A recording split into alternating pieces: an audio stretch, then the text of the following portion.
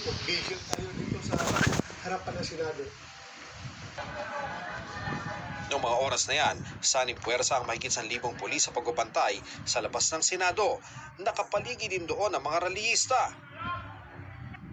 Kasunod nito, nakumpirma impormasyong walang inilabas sa temporary restraining order ang Korte Suprema na hinihiling dapat ni De La Rosa upang pigilan ang pagdakip sa kanya. Bago mag-alas 7 ng gabi, namataan si Senate Sergeant at Arms, Pau Aplasca, na nagsusuot ng bulletproof vest. May arestuhin anya sila pero hindi niya pinangalanan kung sino. We're going to arrest somebody inside the... Sir, ano po? Ano po, sir? Sino, sir? We are going to arrest Sino po, sir? somebody. Sino, sir? Sino, Sino, sir? How can we do the operation with you? Please clear the area. Clear the area. Clear the area. Pasado alas 7 ng gabi, dumating ang mga naka-uniforming sundalo sa second floor ng Senado at nag-anunsyo na naka-lockdown muli ang Senado.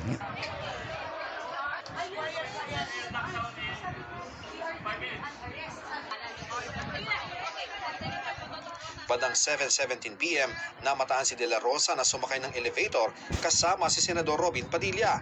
Nanggaling sila noon mula sa opisina ni Senate President Alan Peter Cayetano. 7:22 naman, nai-transmit sa Senado ang articles of impeachment laban kay Vice President Sara Duterte.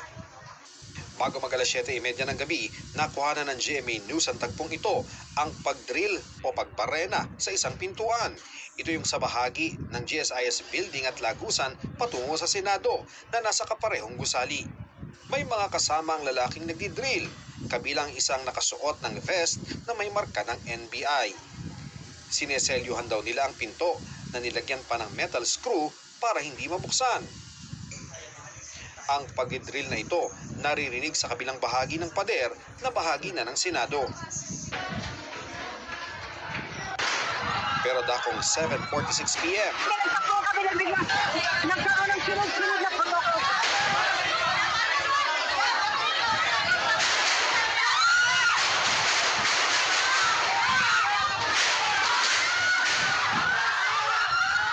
Umalingaw-ngaw ang sunod-sunod na putok sa second floor ng Senado kung nasaan ang media.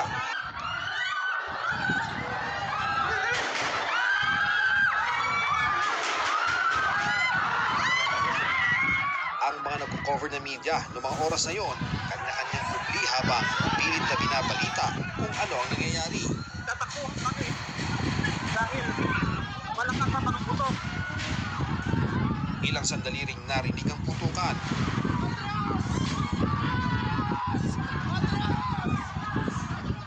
Maya-maya'y pinatay na ang ilaw.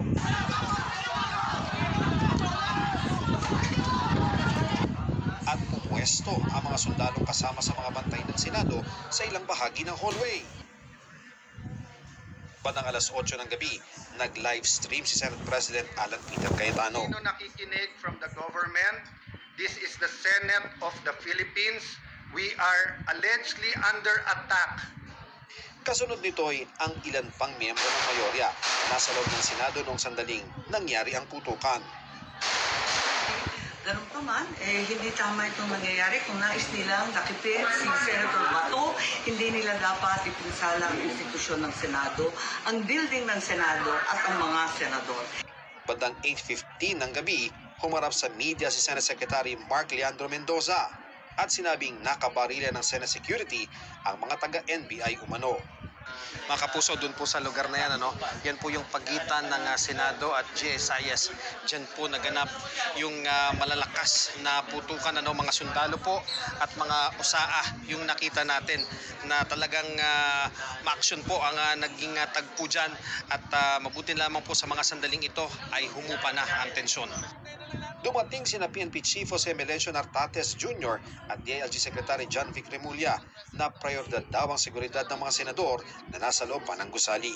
That is my number one priority, to secure the senators. I will not arrest Senator Bato, just to be clear.